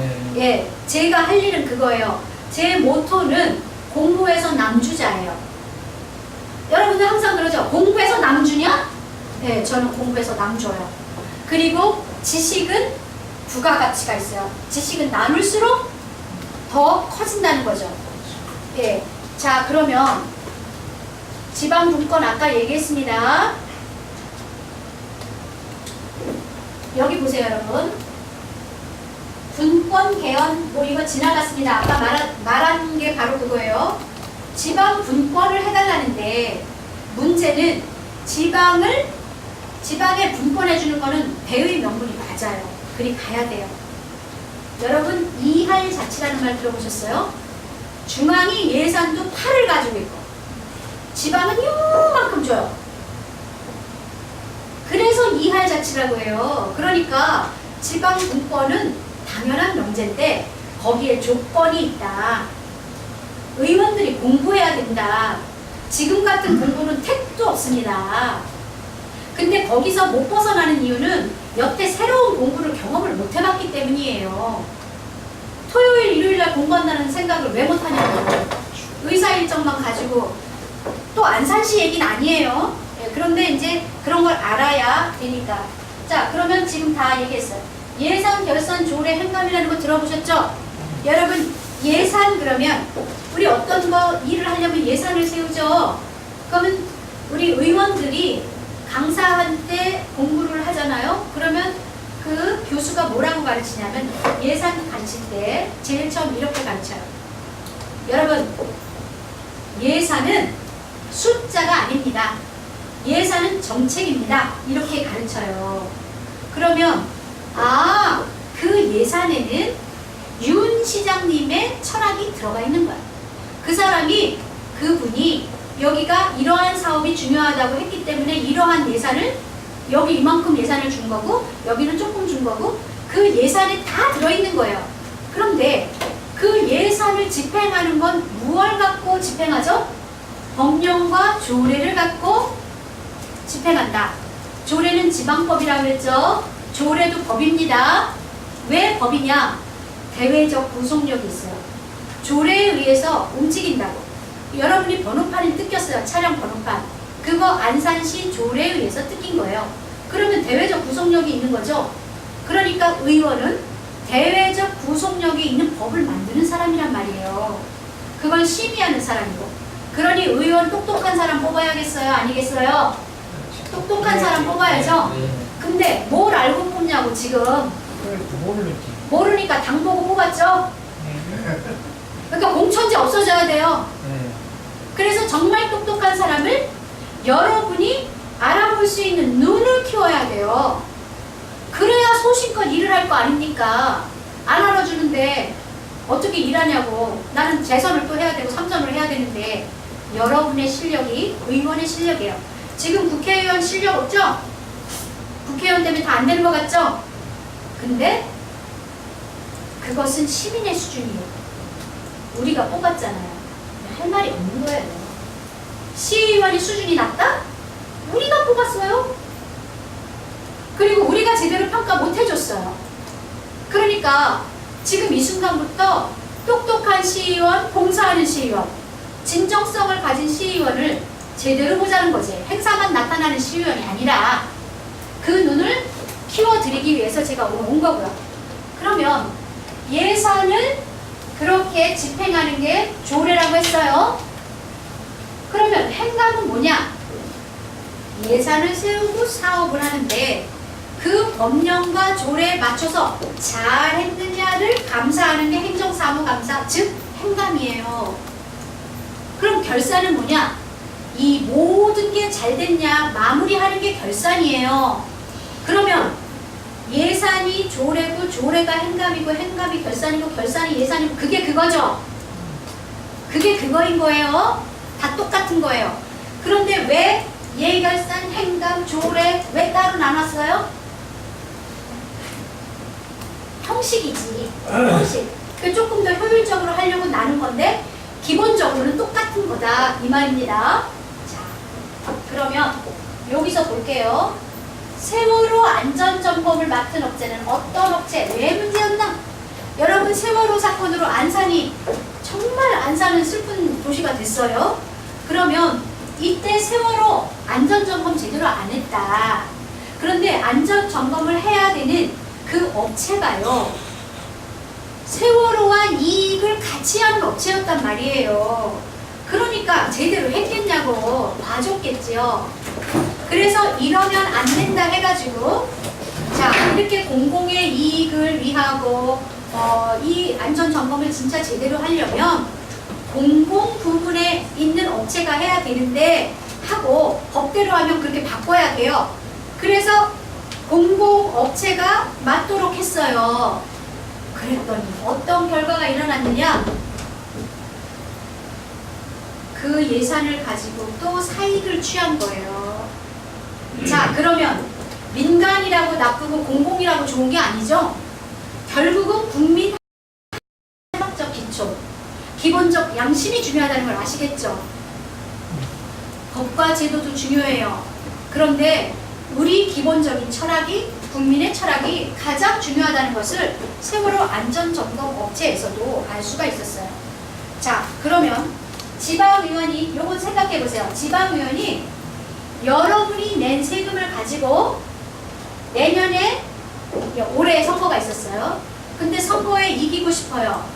그래서 선거 전략가를 들여다가 여러분의 세금으로 강의를 들었어요. 그거 맞아요? 틀려요? 틀리지. 안 되죠? 근데 많이들 그렇게 했단 말입니다. 그게 감시단이 있었으면 그렇게 못하는 거예요. 어디 선거법에 여러분의 세금으로 선거 전략을 배우냐고. 그거 배우려면 자기 돈으로 배워야죠. 일단 그렇게 배웠다 하는 것 자체부터가 신입으로 들어온 사람과 공평한 게 아니잖아요. 그러니까 이런 것들도 우리가 봐야 되는 것이고, 여기 이제 진짜 중요한 거 나옵니다. 여러분, 아까 행정이란 뭐라고 그랬어요? 행정이란 입법 목적에 부합하도록 하는 거랬죠. 그러면 이 행정 권한은 어디서 나오나요? 이게 중요한 거예요. 이 행정 권한은 법령에서 나와요. 시장에게서 나오는 것도 아니고 국회의원에게 나오는 것도 아니고 법령에서 나와요. 이걸 알아야 돼요. 아까 법령이 뭐가 있다 그랬어요? 법률, 시행령, 국무총리 훈령, 시행규칙 이런 게 있다고 그랬어요. 거기에서 행정 권한이 나와요. 그러면 행정 권한을 변경하는 게 뭐냐?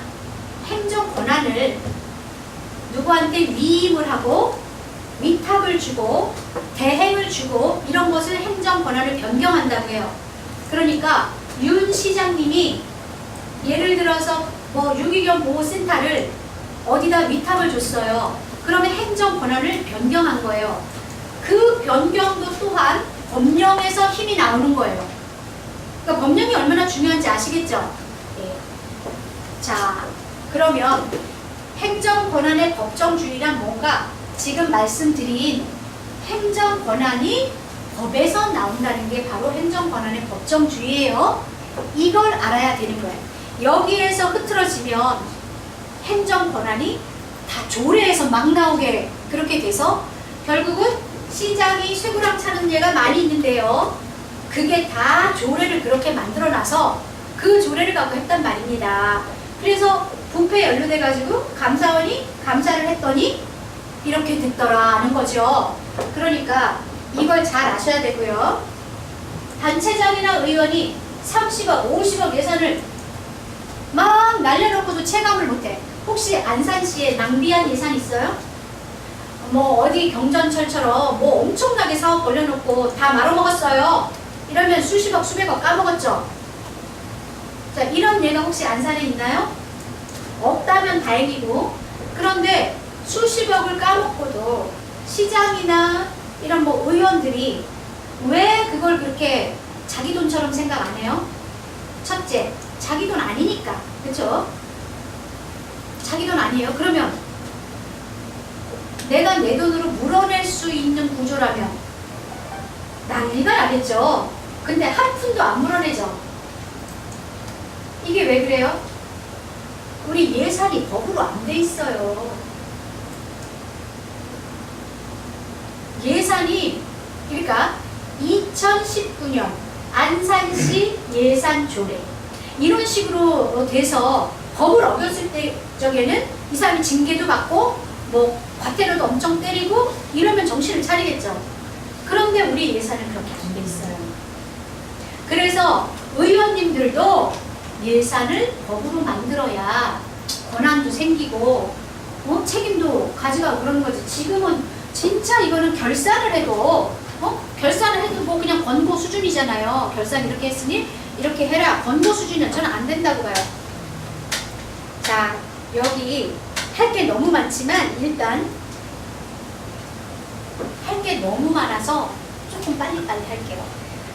여러분 의원을 보실 때는 현장을 점검하는가, 네, 행사만 뛰는가, 공부를 하는가, 그 다음에 바로 의정 모니터링을 한다고 본회의장에 가서도 보고 또 이렇게 위원회 할 때도 가서 계속 보고 그러면 좋은데 그거를 못 가실 경우에는 속기록이라도 주셔야죠. 그래서 누가 어떤 발언을 했는가 여러분이 알아줘야 돼요. 그걸 모르면 의원님들이 공부를 안 하죠. 그러니까 안산시 의원님들은 훌륭하고 공부를 열심히 하시지만 지금 초선 의원님들 잘 모를 때 여러분들이 바짝 긴장을 시켜놓으면 열심히 공부합니다. 지금 그렇게 하는 동네들이 많이 있어요. 그러면 초심을 잃지 않는 의원이 되려면 어떻게 하느냐. 제가 정치인이 초심을 잃지 않겠다는 말을 믿지를 않아요. 깡패가 회개했다는 말도 안 믿고. 왜냐면 깡패는 회개할 정신적 양식이 책 읽는 깡패라면 되겠지만 대부분 없어요. 그리고 정치인도 초심을 안 잃으려면 책 읽고 공부하고 해야 되는데 안 한단 말이에요. 그러니까 초심 안 잃을 수 없어요. 자, 초심을 안 잃으려면 공부하고 현장을 뛰어야 되는데요. 현장을 뛴다는 게 매일 보는 통장, 반장, 주민자치위원에게 와서 악수하는 게 아니라 예를 들어서 저소득층의 문화상품권을 공연권을 지급을 했어요. 그러면 이거 좋은 정책이에요? 나쁜 정책이 어때요? 좋은 정책. 좋은 정책이에요? 네? 좋은 정책. 좋은 정책이에요. 그런데 현장을 발로 뛰잖아요. 그러면 저소득 계층에게 문화예술회관에 공연권을 주잖아요. 안 가요. 생각해보세요. 내가 거기를 갈 마음의 여유가 일단 있어야 돼. 그 다음에 거기 가려면 택시 타거나 버스 타야 돼. 그 여유가 없으면 못 가는 거예요. 그러니까 탁상공론으로 우리가 이러니까 여기 예산이 가야 되니까 이분들에게도 공연권을 주자. 이래가지고 다 나눠줬어요. 결국은 활용이 안 됐죠.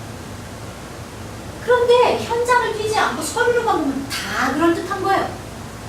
이래서 의원은 현장을 뛰어야 되는 거예요. 자, 이거는 오산인데요. 오산시 독산성 보건계획이에요. 그러면 여러분, 제가 현장을 뛰어보니까 이게 오산의 독산성이라고 굉장히 유서 깊은 성이 있습니다. 그런데 그 안에를 보면 내성이 있어요. 이렇게 둥글게 내성이. 근데 그 내성이 이렇게 숲으로 뒤덮여가지고 잘 안 보였어요. 지금은 모르겠어요. 이거 몇 년 전 거예요. 잘 안 보였어요. 그래서 이렇게 내성이 있음에도 불구하고 시민들이 내성이 있는지를 몰라. 그럼 이것을 복원해서 유네스코에 등재한다 하면 숲을 걷어내서 내성을 드러내고 복원의 방향을 정한다. 1번. 두 번째, 여기에 이 루가 있는데 옛날에 여기 이렇게 지붕이 있었대더라. 이 진남루에 지붕을 씌우느냐 마느냐의 용역에 수천만 원을 준다. 2번. 어떤 게 맞아요? 1번이죠. 숲을 걷어내고 내성을 드러내서 복원의 방향을 결정을 하는 게 먼저죠. 그런데 그 시는 2번을 했어요. 2번을 해서 용역을 줬단 말이야. 그러면 여러분, 이게 딱 서류로 올라오잖아요. 너무 그럴듯한 거야. 진남루이게 해가지고 이렇게 해서 복원을 하고 어쩌고. 그런데 직접 가서 보면은 이게 아니죠. 이게 바로 현장을 뛴다는 거예요. 그래서 현장을 열심히 뛰느냐, 어떠한 결과물을 가지고 왔느냐, 여러분이 관심을 가지면 의원님들은 열심히 하죠. 자, 그러면 조례는 옆 동네 것을 벤치마킹하라. 좋은 거. 이거 웃기는 소리라고 말씀드렸어요. 그리고 여러분들도 만약에 의정 모니터링단이 어떤 의원에게 상을 준다 할 때 분명히 의원이 하는 일이 조례를 만드는 거니까, 또 심의하는 거니까 조례를 몇 건 발의했느냐를 척도로 삼으실 거란 말이죠. 그쵸? 이건 그러면 안 돼요. 어떤 조례를 만들었느냐. 그런데 어떤 조례를 내가 의원들이요 막 고민을 해가지고 이 조례는 정말 우리 동네에 필요해 해서 만들려고 하는데 공무원들이 제일 먼저 하는 말이 뭐냐면 상위법에 어긋나요 라는 말을 하는 거예요. 여러분, 상위법이 뭐예요? 아까 법령 얘기했죠. 법령에 어긋나지 않게 조례를 만든다고 했죠. 근데 내가 이 조례를 만들고 싶은데 상위법에 어긋나요 라는 말을 계속해요. 그런데 여기서 의원들의 문제는 뭐냐? 상위법에 어떻게 어긋나는지 법적 근거를 가져와요. 이걸 모른다는 거예요. 예, 이거를 대부분 안 하고 어떻게 하느냐?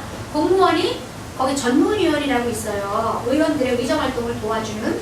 그런데 입법활동을 도와주는 전문위원이 이거 법적 근거에 이게 상위법에 어긋나요? 그러면 어떻게 어긋나는데요? 라고 자기가 직접 따질 줄 아는 의원이 별로 없고 많지 않고 그걸 공무원 말을 그냥 듣는다는 거죠. 그러면 여기서 중요한 거, 자, 의회의 공무원들이 의원들을 수발이 아니라 지원하기 위해 있지요. 그러면 그 공무원들은 집행부 소속입니까? 의회 소속입니까? 원래는 의회 지금 있지만 원래 어디 갈 거야? 집행부로 갈 거죠. 친정이 어디예요? 집행부죠. 그럼 나중에 의원한테만 너무 잘하고 집행부를 어렵게 했어요. 그러면 집행부 돌아갔을 때 시장이 좋아하겠어, 싫어하겠어요? 싫어하죠? 그러니까 내 친정은 집행부니까 의회에 온 마음과 정성을 들일 수 있어요, 없어요? 없지요. 그래서 의회의 인사권을 독립해야 되는 거예요. 그래야 집행부가 딱 간절하고 의회만을 위해서, 의원만을 위해서 일을 할 거 아닙니까? 지금 그게 안 돼 있으니까 우리가 지방 분권하고 뭘 하고 그러면 이런 거 하자고 해야 되는 거예요, 여러분들이. 자, 그러니까 옆 동네 거를 벤치마킹하라? 이거는요, 교육을 하는데 옆집 아줌마 말 듣는 거랑 똑같은 거예요. 옆집 아줌마도 모르거든요. 그런데 이렇게 많이들 가르쳐요, 지금도. 그러니까 초선 의원이 제대로 교육을 못 받고 처음 듣는데 그 얘기를 들었을 때는 그냥 우리는 없고 저기는 좋은 거, 저거 좋다고 하더라. 가서 베끼는 거죠. 그렇게 만드는 조례가 건수가 많다고 상을 주면 되겠어요? 안 주겠어요, 원장님? 응? 안 돼요. 그러니까 건수 가지고 말하는 사람은 모르는 거야. 예, 모르는 거예요. 그러면 내가 진짜 좋은 조례를 발의하러 갈 때 상위법에 어긋나요? 상위법에 어긋나는지, 내가 이게 하는 게 법에 맞는지 그걸 따질 줄 아는 의원이 돼야 된다. 그래서 의원보다 먼저 여러분에게 이걸 가르쳐 드리는 겁니다. 예. 자, 그러면 법령의 범위라는 게 뭔지 알려드릴게요. 안산시 간접흡연 피해 방지 및 금연구역 지정. 여기에서 이 조례는 국민건강증진법에 따른, 이렇게 나왔죠? 이 법의 말이죠. 이때 국민건강증진법을 법적 근거라고 해요. 그러니까 안산시 이 조례의 법적 근거는 국민건강증진법입니다. 그러면 이 조례가 딱 나오면 의원님들은 여기 들어가 봐야 되는 거예요, 자기가. 근데 대부분 안 들어가 본다. 왜? 그렇게 안 배웠으니까. 근데요, 요즘 제가 뭘 느꼈냐면, 제가 딸랑 초선의원 4년 했어요. 근데 제가 가르치는 분들은 재선도 있고 3선도 있고 4선도 있고 공무원 한 20년 30년 하신 분들이 있고 공무원 2, 30년 하고 또 의원이 된 분들도 있어요. 그런데 그분들이 저를 모를 때는 제가 잘났다는 게 아니라 형식만 보면, 아니 초선의원 딸랑 4년하고 우리를 가르쳐? 라는 생각이 들겠죠. 그러니까 제가 강의하기가 힘들어요. 그래서 안산시도 안 부르는지 몰라요. 제가 하는 거를 다 아는 의원님들도 많은데 저한테 우리도 한번 듣고 싶어 라는 말을 안 하세요. 근데 저는 그런 경험을 많이 했어요. 초선의원 딸랑 4년하고 뭘 알아? 근데 여러분, 대통령 통역 제가 했잖아요. 대통령 통역은 만약에 인도네시아어를 통역했다 그러면 인도네시아어를 잘하는 사람이 통역하는 거지 인도네시아과를 나온 사람이 하는 게 아니에요. 그쵸?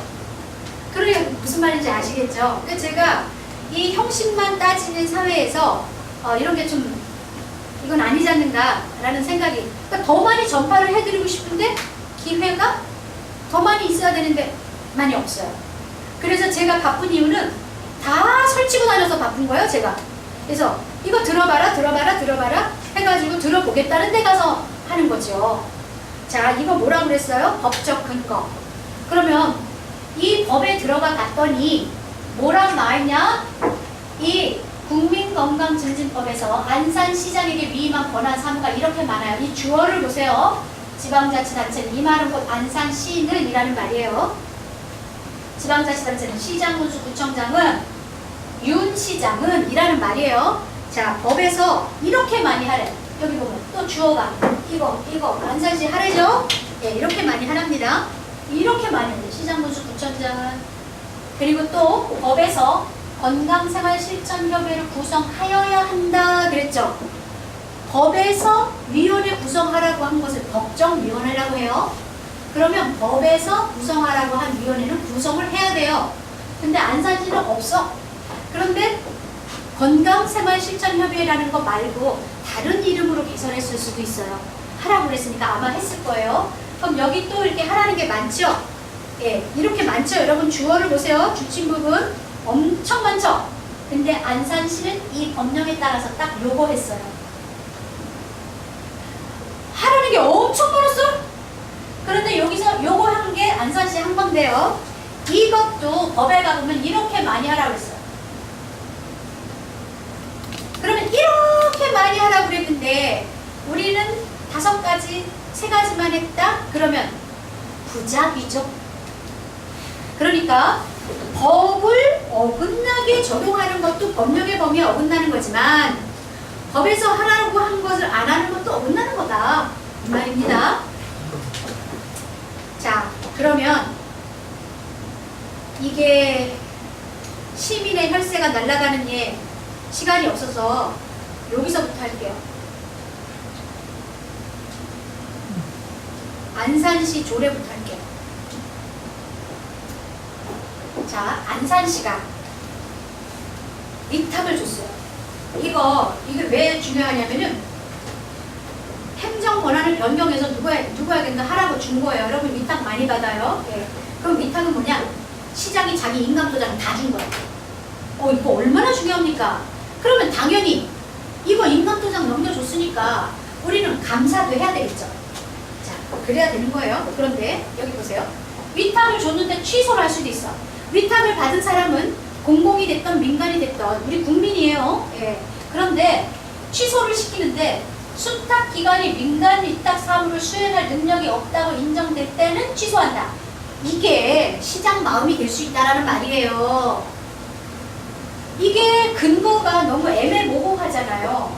또 보세요. 그 밖에 공익상 위탁을 계속할 수 없는 이유가 사유가 발생할 때 공익이라는 이름으로 못할 게 없는 거예요. 이제 시장이 괘씸죄로 제일 싫어. 그러면 자를 수 있는 거예요. 그러면 의원들은 여기에서 이 조례를 벌려줘야죠. 이 조항을. 이런 것을 의원이 해야 된다는 거예요. 근데 의원이 안 하니까 여러분이 해야 된다는 거예요. 여러분이 이것을 감시할 때 이 법만 보면 딱 알아요. 안산시 행정. 안산시 행정의 수준을 조례 보면 딱 안다. 자, 서울시는 또 봐요. 서울시 민간위탁 조례는 시장은 위탁사무에 대한 감사가 필요하다고 인정할 경우 감사를 실시할 수 있다. 요 말을 가만히 보세요. 틀린 게 없는 것 같아요. 그런데 이 말은 필요하지 않으면 20년이고 30년이고 감사를 안 한다는 말이에요. 이것을 의원이 골라줘야 되니 의원이 얼마나 중요한 역할을 하냐고. 이걸 안 하니까 살충제 계란이 나오고 은평구의 정신보건센터 여직원이 뭐 수업을 횡령해서 연하에 애인이랑 같이 해외여행도 가고 뭐 외제차도 타고 그러는 거 아닙니까? 이게 조례에 다 있는 거 여러분 얼마나 중요한지 아시겠죠? 그러면서 나중에 문제 터지면 공무원은 뭐라 그래요? 아니 의원 당신들이 이거 통과시켜 줬지 않냐. 이러니까 사고가 발생하면 의회가 50%의 책임이 있는 거예요. 조례를 마지막 통과시켜주는 사람이 누구야? 여러분이 무시하는 시의원들이에요. 시의원이 얼마나 중요한 역할을 하는데요. 진짜 예산 주무르고 이거 하는 거 시의원이 다 하는 거예요. 시의원을 여러분 아껴주시고 사랑해주시고 해외 연수도 많이 가서 배우고 견문을 넓혀서 대안을 제시하라고 해주시고 그렇게 해야 돼요. 자, 여기 보세요. 또 안산시 민간위탁 조례를 보면은 이 조례는 이것에 의해서 지방공기업법 이거에 지방공기업법에 따른 공공단체가 아닌 민간에게 준다 이렇게 했어요. 그러면 공공부문을 도려냈죠. 이것이 아닌 민간에게만 준다라고 했죠. 그러면 어디서인가는 평등하게 공공부문의 지위를, 법적 지위를 어디선가 부여를 했어야 돼요. 근데 그걸 안 해놨단 말이에요. 그러니까 이게 이런 게 문제예요. 그 다음에 안산시가 하나 잘한 거, 많이 잘했는데 여기서도 매년 1회 이상 감사해야 된다 그랬죠. 아까 서울시는 필요할 때 감사한다 그랬죠. 그러니까 안산시가 훨씬 선진적이죠. 그러니 우리나라의 자치 1번지라고 하는 서울시 조례를 따르면 되겠어요? 그러니까 옆 동네 따르면 안 된다는 거예요. 옆 동네 따르지 말고 내가 내 주관을 갖고 하자. 그리고 여기서 시장은 자치사무를 민간 위탁할 때는 10년 이내의 위탁기간을 정해서 사전에 안산시의 동의를 얻고 5조 9호는 그러하지 아니하다. 이것은 공무원에게 속은 거예요. 왜냐하면 동의를 얻어야 된다는 것은 의원들이 살피고 동의를 해줘서 우리가 위탁도 주고 그러는 거예요. 그런데 5조 9호는 그러지 아니하다라는 게 5조 9호가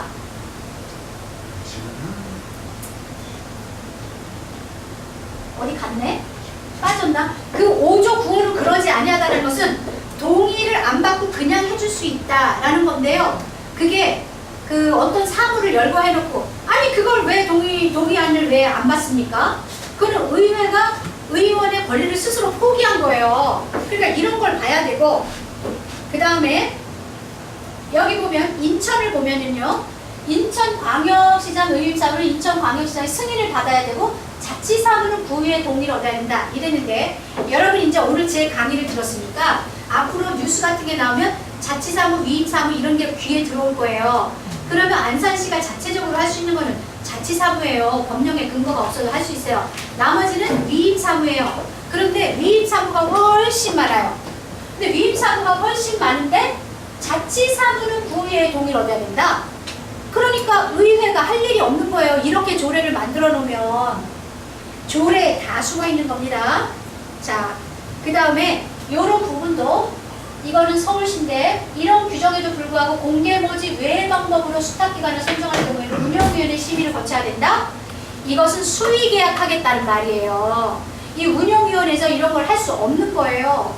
법에서 정했거나 공개 모집이 원칙인데 이거 외의 방법으로 할 때는 다 따라서 하는 규칙이 다 있는 건데 여기 운영위원회 심의를 거쳐야 한다. 그러면 그 운영위원회를 시장이 자기 친한 사람들을 전부 심어놓고 하면 통과잖아요. 그래서 이것은 문제가 있다. 자,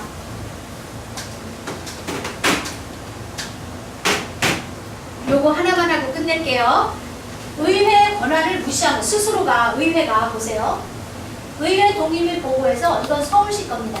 그런데 해당 사무를 연속하여 민간 위탁하는 경우는 매 4회차마다 의회의 동의를 받아야 된다. 이거 2017년 건데 이게 바뀐 것도 별 차이가 없어요. 자, 매회 4회차다. 그러면 만약에요 민간 위탁이 5년이 기간이에요. 그러면 4회차마다 동의안이 올라와요. 그럼 5, 4, 20년이죠. 그러면 그 순간에 그 중간에 그 손실된 타임은 어떻게 할 거냐고. 이게 다 조례에 숨어 있다는 거예요. 그러니까 여러분이 이것을 모르고 하면은 이런 걸 모르고 의정감시를 하기가 힘들다는 걸 제가 말씀드리는 거예요. 일단은 이런 게 있다라는 걸 아는 게 오늘의 목표예요. 이런 게 있다. 그러니까 의정감시도 쉽지 않은 거예요. 예. 시민이 공부를 해야 되는데 여러분이 지금 제가 벌써 1시간 45분을 떠들고 있는데도 여태 듣고 계시다는 것은 정말 대단합니다. 예. 그러니까 오늘은 여기까지 할 거예요. 다음에 더 이어서 할 수 있는데 오늘은 안산시 조례를 볼 때는 요렇게 그다음에 의원들이 어떤 의원이 이런 걸 발의를 했고 그럴 적에는 조례를 그냥 대충 보는 게 아니라 꼼꼼히 따져봐야 된다. 시민들이. 그리고 따져봐도 잘 몰라요 처음에. 그러니까 그건 저에게 물어보세요. 왜 이거는 어떤 겁니까? 이렇게. 그래서 오늘 다 잊어버리셔도 이건 잊어버리시면 안 돼. 여러분도 호기심을 가지고 공부해야 된다.